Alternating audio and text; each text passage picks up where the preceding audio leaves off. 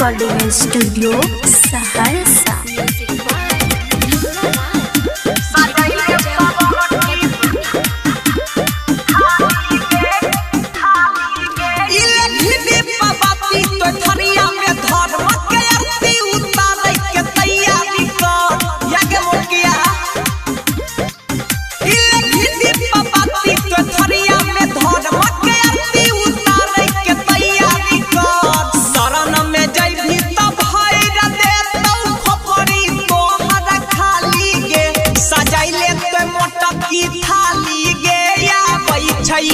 नहवाली गे सजाइले तो छोटा की थाली गे आबै छै हंसवाली गे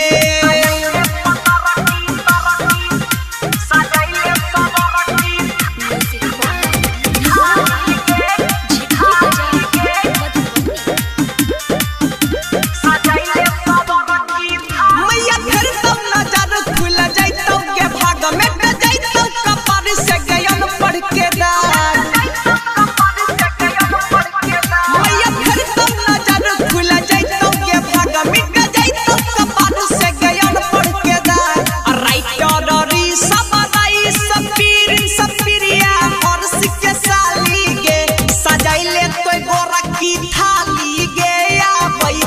बिना वाली गे सजाइले सबर की थाली गे आबै छै हंसवाली गे।